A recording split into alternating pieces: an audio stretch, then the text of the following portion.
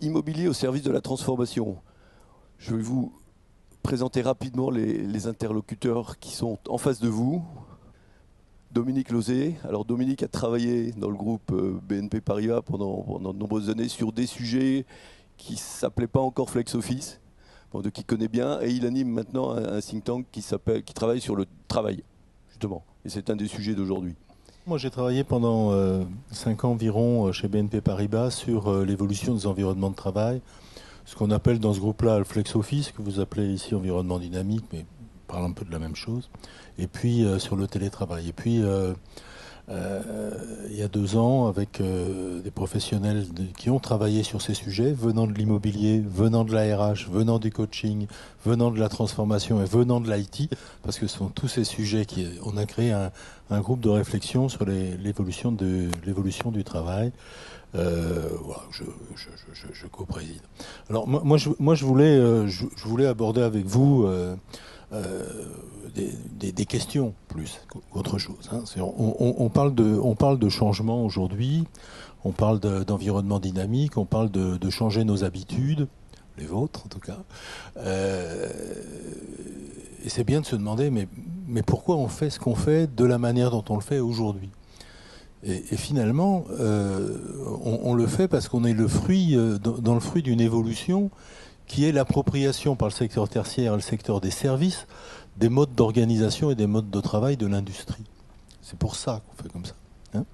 Au commencement, pourquoi les gens ont travaillé au même endroit en même temps avec les mêmes outils? C'est pour accroître la productivité, et l'efficacité et le contrôle. Voilà, 18e siècle et avant, les paysans, quand ils ne travaillaient plus la terre, ils faisaient du tissage à domicile. Bon, ça ne leur serait pas venu à l'idée d'aller faire 20 km pour aller à la ville tisser. Ils faisaient ça chez eux. Puis à un moment, le tissage est devenu une industrie, et les filatures anglaises ont battu les Françaises, et les Français ont voulu rattraper les Anglais. On ne va pas refaire tout ça. Mais c'est bien ça le sujet. C'est-à-dire, à un moment, on a dit, c'est plus possible de continuer à travailler à la maison pour des activités qui seront mieux faites, plus vite, moins chères, mieux finies, mieux contrôlées, si on les fait tous ensemble avec les mêmes outils. On a créé des filatures. Voilà. Comme ça que c'est venu. Et ça a bien marché. Et puis on a reproduit la même chose dans le secteur des services. Alors je vous mets de jolies petites photos. Elles ne sont pas du passé, elles sont de cette année. Vous avez en haut un call center, je ne vous dirai pas lequel c'est parce qu'ils existent en France. Bon, et puis vous avez une salle de marché dans une banque à Chicago. On peut travailler comme ça dans le secteur des services. Et il y a des moments où je laisse de côté l'aspect humain, l'aspect agréable, etc. Il est peut-être fondé d'avoir une organisation des espaces, une organisation du travail qui oblige à ça. Peut-être. En tout cas, à l'inverse, on a des tas d'autres évolutions qui nous permettent de nous interroger sur est-ce qu'il faut qu'on continue à travailler dans le secteur des services. Vous n'êtes pas dans le secteur des services à proprement parler, mais vous, ici, à cet endroit, à La Défense, vous l'êtes. Bon, vous n'êtes pas dans une plateforme de forage de gaz, etc. Bon. Voilà. Est-ce qu'on doit encore travailler pour des raisons qui ont vu le jour au XVIIIe siècle et qui se sont déployées au XIXe et dans la première moitié du XXe siècle? Pourquoi on continuerait de travailler pareil? Est-ce que c'est un avantage collectif pour l'entreprise? Est-ce que c'est un avantage individuel et personnel? Alors, on est tous forcément conservateurs, on a tous forcément des réticences au changement. Vous avez des plans d'accompagnement qui sont là pour aider chacun d'entre nous à vaincre les réticences naturelles qu'on peut avoir. Mais on sait bien que comme consommateur, on a changé. Comme acteur public, on a changé. Comme citoyen, on a changé. On ne se comporte plus pareil qu'il y a 10 ans, qu'il y a 20 ans. Si vous regardez, je ne l'ai pas mis ici, mais allez fouiller sur Internet les photos de la place Saint-Pierre à l'élection de Jean-Paul II et les photos de la place Saint-Pierre à l'élection du pape François. Vous avez une belle photo, Jean-Paul II, avec des gens qui ont des briquets allumés. Des bougies. Et puis l'autre photo où il y a des gens, donc on voit des lumières tout pareilles, mais c'est des iPhones. Bon.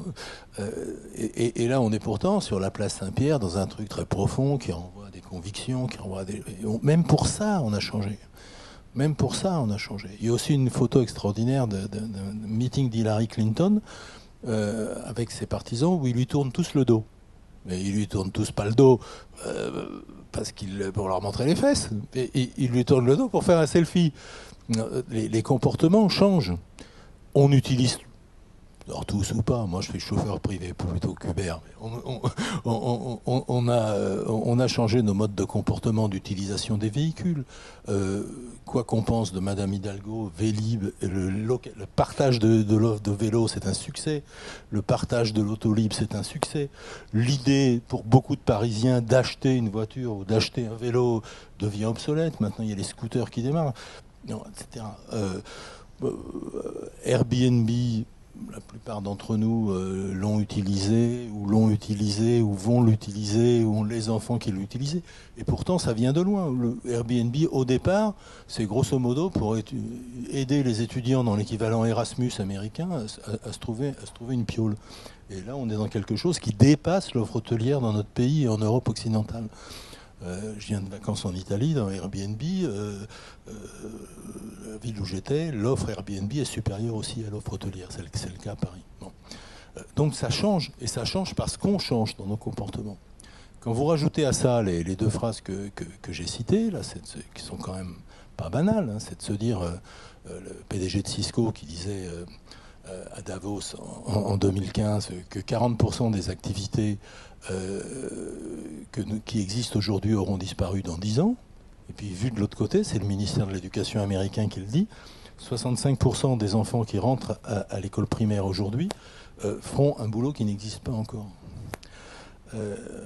Alors, c'est peut-être exagéré, 65%, en fait, on n'en sait rien. Mais quand bien même ce serait 50%, vous mettez ça en regard avec le fait que au collège, moi j'ai une fille en 5e, au collège, le conseiller d'orientation demande encore aux enfants « qu'est-ce que tu veux faire plus tard ?»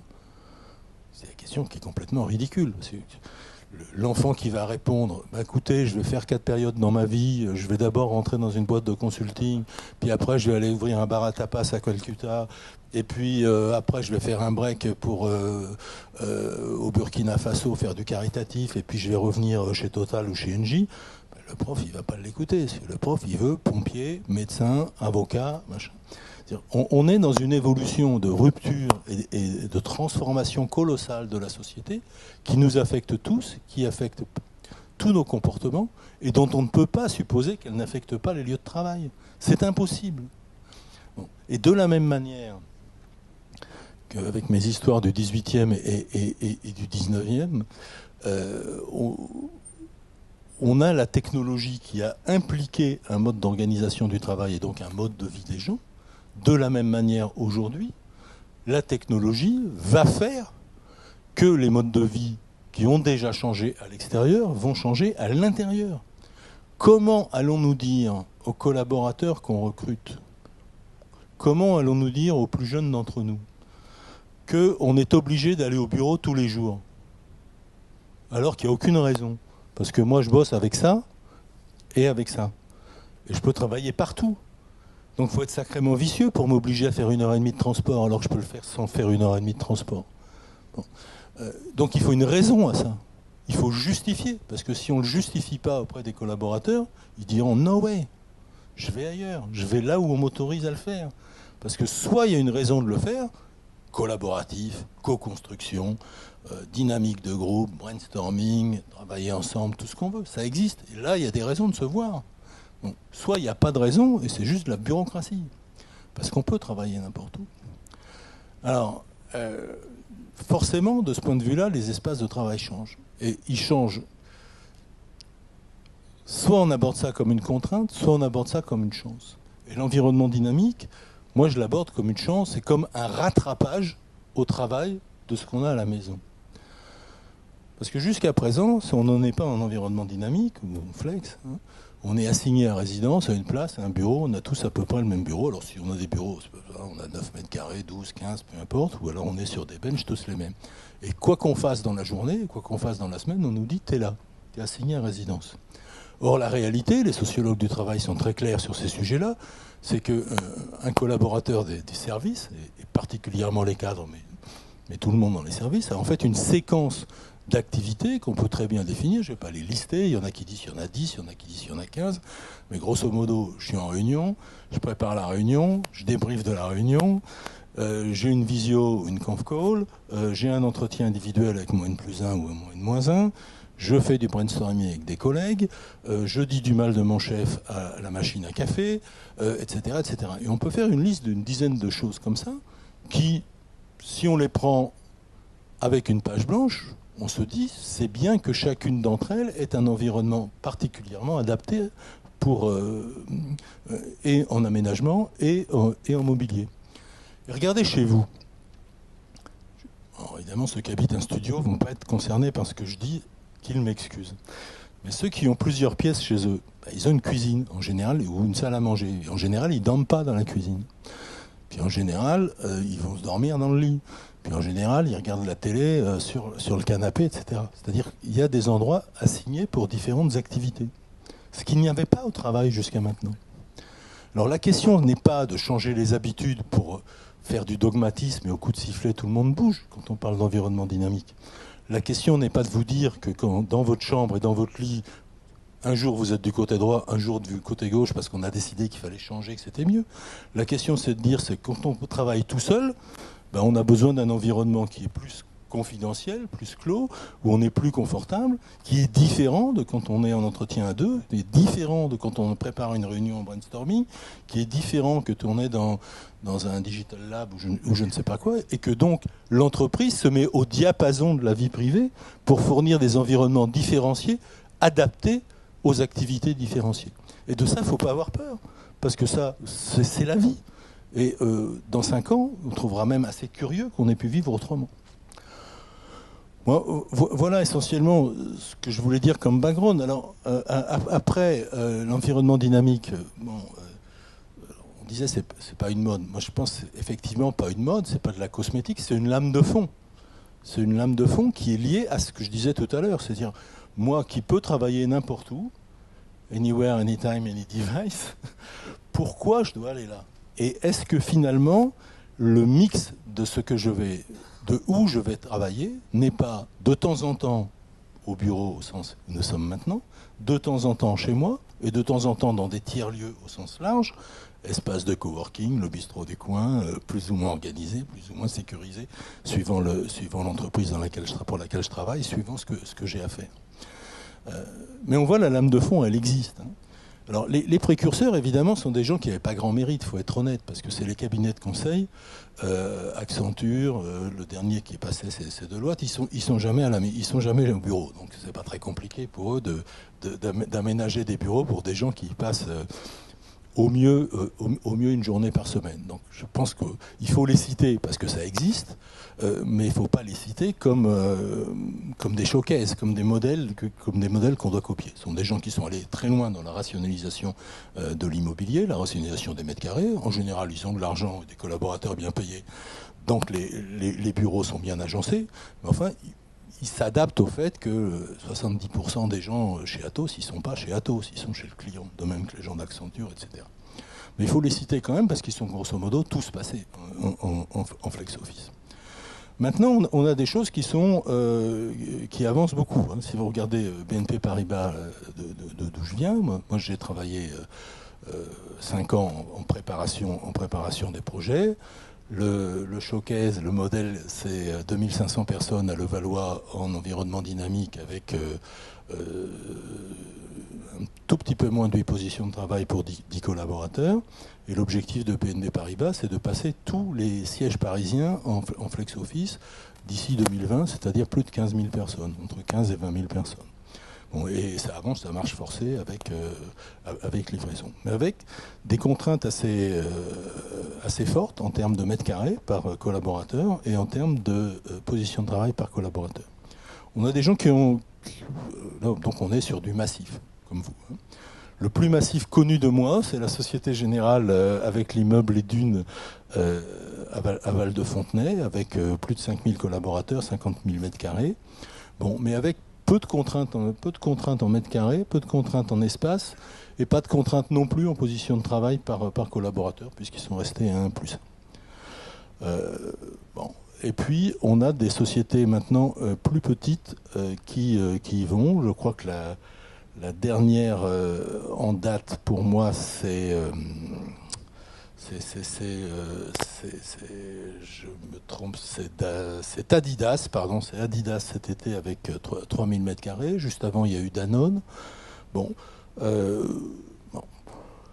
Il y a des approches assez différenciées dans toutes ces entreprises. Je crois que le but, c'est pas de les lister. Le but, pour moi, et ce sera ma conclusion, c'est de dire qu'il faut être attentif à plusieurs choses. C'est pas un projet. La première, c'est que c'est pas un projet immobilier. C'est l'immobilier au service de la transformation. Si c'est un projet immobilier, on parle d'autre chose. On se dit, on va gagner des sous sur les mètres carrés. On part de la Défense pour aller à Val de Fontenay ou Porte d'Aubervilliers, comme fait BNP Paribas. Bon, ça, c'est autre chose. C'est pas un projet de transformation. Quand on parle d'environnement dynamique, on parle d'un projet de transformation qui embarque forcément la manière de se comporter des collaborateurs. Je suis à des endroits différenciés dans l'immeuble. Souvent, c'est accompagné de télétravail, donc je suis parfois pas joignable immédiatement physiquement. Je suis parfois dans des espaces de coworking, donc je suis ailleurs. Et donc, il faut pouvoir communiquer différemment. Et donc, il faut les outils de la communication. Donc, le deuxième sujet, c'est qu'il faut que l'informatique suive, qu'elle précède, pour avoir les moyens de communication, les moyens de stockage, les moyens de chat, les moyens de jet, de workflow, tout ce qu'on pour pouvoir travailler. Puis le troisième sujet, c'est que Judith le disait bien tout à l'heure, c'est que le management ne peut plus être pareil. On ne manage pas des gens qui sont en télétravail ou qui sont pas à portée immédiate de vue de la même manière qu'on manageait il y a 30 ans. Donc on importe dans la proximité géographique les modes managériaux du management à distance des groupes internationaux ou des réseaux de province. Bon, et ça s'apprend, c'est pas si facile que ça. Et puis, dernier point, et je finis là-dessus, je vous promets, il ne faut pas mésestimer les difficultés individuelles à s'approprier le changement. Et donc, s'il n'y a pas un accompagnement durable avant, pendant, après, sur comment on se comporte, les transformations, le respect de l'autre, le travailler ensemble, le vivre ensemble, le savoir-être, ça ne marche pas. Et pour ça, il faut des gardiens du temple.